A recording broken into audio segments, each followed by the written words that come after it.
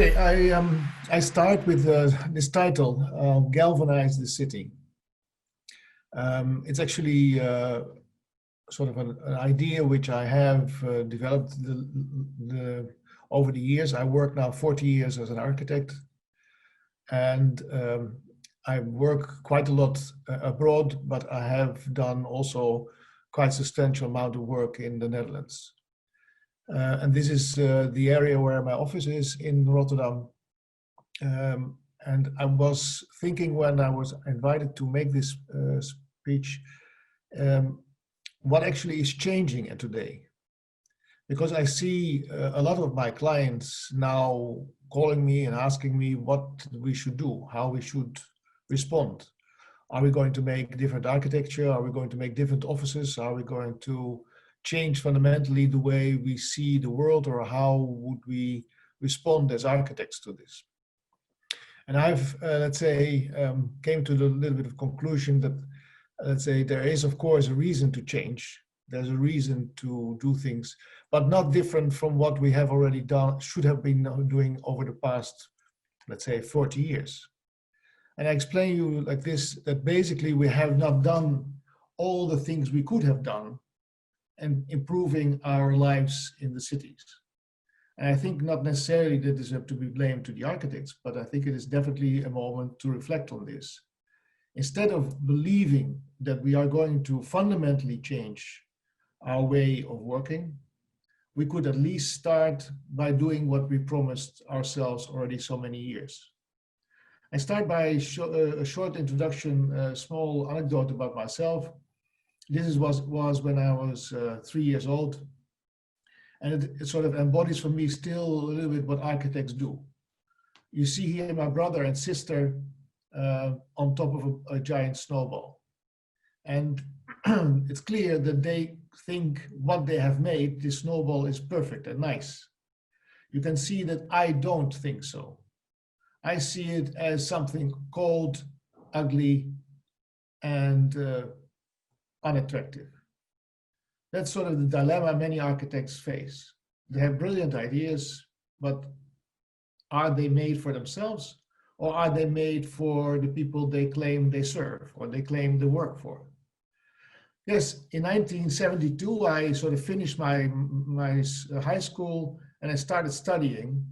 And this was happening in 1972.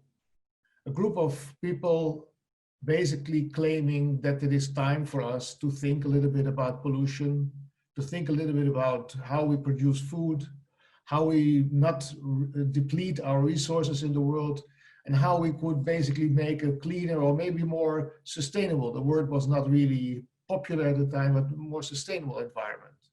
And sadly enough, during my whole career, I've been discussing these subjects with all my clients, whether they are private or whether they are from a state or a city. They all are potentially interested in doing something. But in 40 years, with a body of work of over 100 buildings built, I have hardly ever really realized a fully sustainable project. And that is something which I think maybe this time should make us think.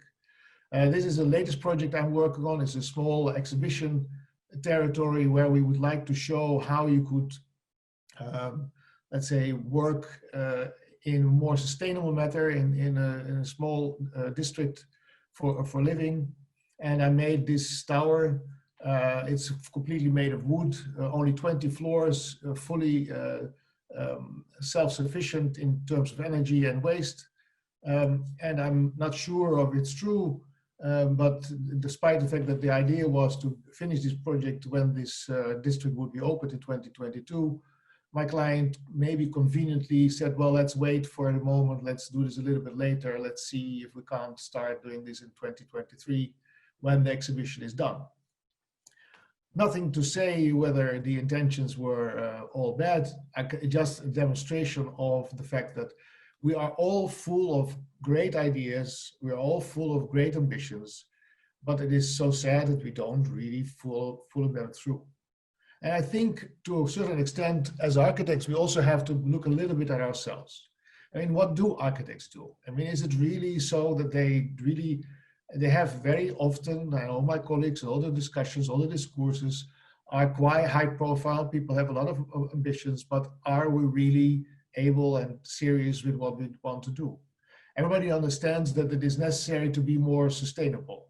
It's closing the cycles, making sure that we're not following in linear processes, but in circular processes. Everybody understands this, but are we doing it? Sometimes I feel that most architects prefer to see themselves as naive idealists, as people who really like to demonstrate something which is undone, not done, new, innovative, but not really necessarily always the best thing for everybody to be involved in. And that's what I would now think is maybe this time could help us to be a little bit more modest, maybe a little bit more approachable. If you see what architects do, this is a tower by RMGM in, of all places, St. Petersburg. I don't know if you know St. Petersburg, but this tower has very little to do with that city. If this is the project done not in, let's say, the 1960s, but is built in 2010 in Moscow, are we really helping? Do we really care? This is an exhibition made by Remkolas, who started to explain that architecture is impossible because of technology, now promoting that we should not focus on cities, but we should focus on the countryside. I'm not sure. Are we sometimes forgetting the real issues? Are we forgetting to look at the things which are really happening around us? Are we trying to find excuses in a crisis, or are we trying to use the crisis to improve what we actually do? Everybody knows that the cities are, let's say, only good and functional when there is a lot of diversity, when people are able to meet and see all different walks of life, all different type of qualities are mixed. All those cities do function perfectly well. All cities which are monofunctional, which have one function, are not really working well, including Venice. Great city, but not a sustainable form or for a city life. Look at cities like Detroit, or compare this with the city of Amsterdam, which flourishes for over 500, 600 years without much problems. One of the biggest number of startups in the world, one of the biggest diverse variety of people living there with all kinds of different backgrounds. Or look at cities, maybe a little bit posh, but cities like Vienna. Perfectly livable, high quality spaces with a lot of green around everywhere.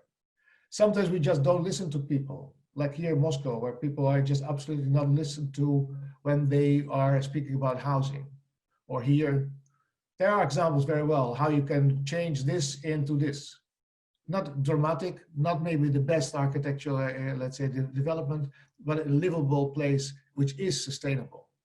Places like this which can be changed from a simple, let's say, unattractive place into a far more attractive place for people. All buildings which can be reused, city streets which can be regenerated, and ultimately parks which can be protected, because no matter how great your architecture is, try to design this one day and try to recreate this kind of quality in your buildings. It will be very difficult for you to achieve. And I have very little time seen architecture that has the quality of this view. Yes, so what can we actually do? We can make things greener. We can add ourselves to what we have. We don't need to change the whole world. We don't need to fundamentally come up with completely new concepts. We can work with fabric which we have, and we can simply start embrace the diversity which we have.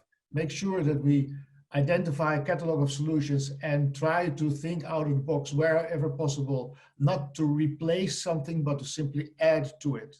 And finally, of course, to make sure that our public domain is maintained and made attractive continuously. And above all, we can all do these things right now. We don't need to wait. We don't need to have brilliant ideas. We just have to start. Thank you very much.